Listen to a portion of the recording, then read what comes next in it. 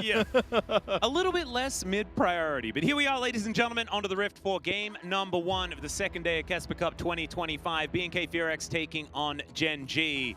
BNK will be on your blue side to start us off, and Gen.G will be defending on the red. And we'll just have to see how this one's going to go. So far, we can confirm that Lloyd is using Faker's skin. We'll see whether he can use some of Faker's energy in order to buff up his capabilities here today. I'm hoping so.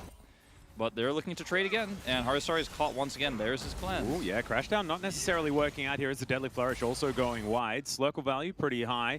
As we can see, Raptor looking to make his presence known here in this mid lane. Seismic Shove. Oh no, Lloyd just stood in it. And now Raptor's going to be able to come over. There is nothing that this Ari could do. First Blood going over to Vikla here in this mid lane. What happened there is so he was able to escape without flashing. Very barely escaping, narrowly getting out. As we'll see Keen continuing to be very frustrating in this matchup. Yeah, it does have the needlework here as well, as Clear has to use the ulti to try and survive. Flash to avoid the snip. And Keen, a lot of power here in this lane so far. Diablo in a bit of trouble though, as you can see Harisari getting aggressive. The headbutt, not exactly the best, but that pulverize was so good. Flash has to be used here. The flash forward from Juni was so sick. As Duro is going to join his bottom laner, but Diablo also has a support coming. Harisari though has already pressed his R button, and Diablo's in a lot of trouble. There is nothing he can do about it, and he's just dead. Now the Arc of Judgment does come on through here, and Kellen, unfortunately, Qiyana is not one of these champions that does scale beautifully into the late game. It is just the way that lethality kind of works. At least her ultimate, especially with Talia, can give you a lot of oomph in a team fight in terms of CC. Speaking of Talia. Yeah, Harisari, I think, is going to be dead. He does dash over the wall, though, and the Seismic Shove goes wide. Heal to come on through here as the last little volley is going to connect, and down goes the Yanara. But now we've got a Pulverize coming on through. Supreme display of talent onto Journey, and now he flashes forward looking for Vikla and will be able to claim that prize. Keen now having so many people to deal with, and he's unable to do so. Pulverize from Duro, not going to be quite enough as he is stunned up by this Qiyana and taken down. And it's a double kill for Diablo. BNK FearX well and truly running away with that fight. Yeah, that was exactly the kind of fight that BNK were looking for. This composition wants to scrap like this. Ginny in trouble. Yeah, Deadly Flourish comes on through, and now Diablo, he's happy to tank up the turret because he knows that he can help grab his team a kill. BNK needed that, though. They absolutely did to stand a chance in this game based on the compositions and how they kind of work. Now, Duro looking for a little bit of an angle to Deadly Flourish. Not quite finding it, as now Raptor does throw out the ulti there, but doesn't really find too much value for it. Duro now with the Unbreakable Will comes on through as Kellen thrown around like a ragdoll once again. And this time is just chopped up by this needlework. Diablo not going to be able to offer too much back, as we can see another battle towards his bottom side now as Vikla fighting against Lloyd. Pretty even as far as the health trade is concerned.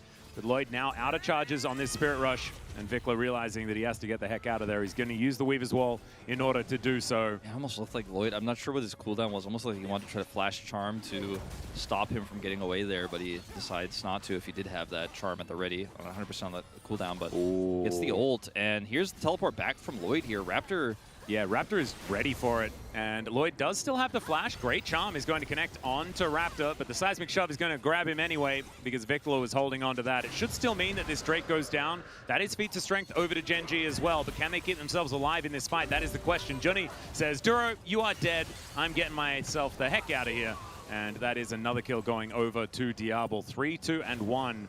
At this point in the game, they do have feats of strength. They've got some upgraded shoes, as well as having that 2-dragon lead. So those extra stats in the mountain and the ocean, but also a fast track towards a potential Hextech Soul, which would be huge. If you look at the items that, like, obviously Qiyana farms really hard.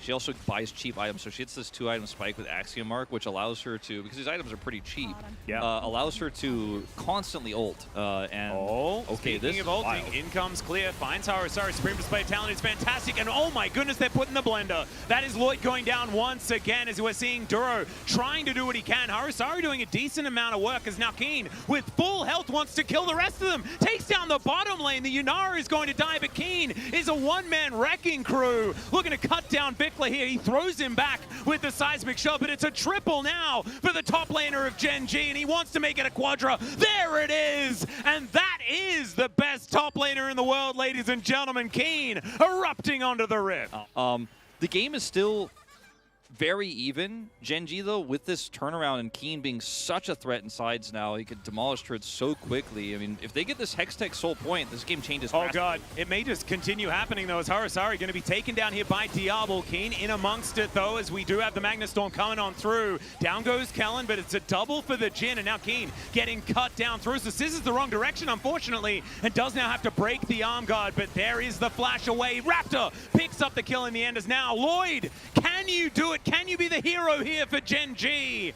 And the answer is no. He just dies to a Q here from a Raptor, who throws it towards the Ari, and B&K back on the board in a big way. Inconsistencies because he played for Pablo Smithy. Yep. Like us, well, we might have to hold that thought because we're having a bit of a fight here. Yep, Duro does find a Pulverize onto a couple as Clear, not exactly in the right spot. Johnny getting all in amongst it as now Keen has joined the fight. This is the big moment. Supreme display of talent, not exactly fantastic as Kellen does flash away to safety. Lloyd looking to try and grab that kill, and he will be able to do so as he locks down the Rel. But now you've got Clear in that front line. The curtains have been called. Duro in a bit of trouble. Lloyd throws abilities all over the place. He's still into Kellen was massive, but we're still fighting. Oh dear, that is a charm connecting actually onto Raptor. Fantastic stuff as we do have Journey being able to lock down that kill. Now Kellen getting in amongst it. Vikla off to the side.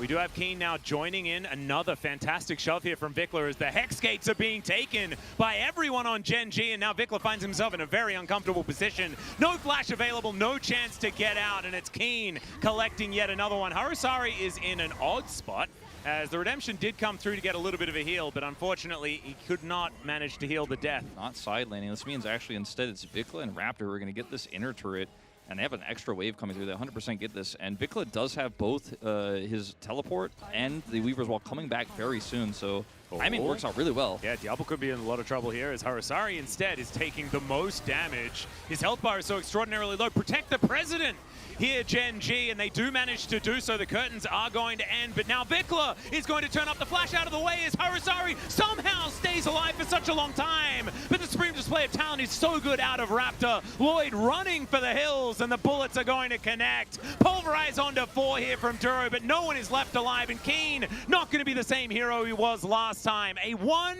for 5 as B&K Fearex decimate Gen.G. TP to push down the top lane here. Some long death timers here, nearly 30 minutes. This one's over. And I think this might just be the end of it, as they do have a wave here to push through. The inhibitor was practically open. I think it's a big mistake from Harasari. He's so far forward, looking for the all-in onto Diablo. That's not your win con, that's not your angle. You're losing your top inner, but you really need to be controlling that mid-wave together to push for Dragon and get that Hextech Soul. He goes in, goes incredibly low. Vikla picks him off. And also went for the 1v1 against 3 items when he only had 2.5. Yeah, it was just a big judgment call mistake from Harasari, in my opinion. And POM is definitely going to be Raptor in this game, though. He was super decisive with his engages.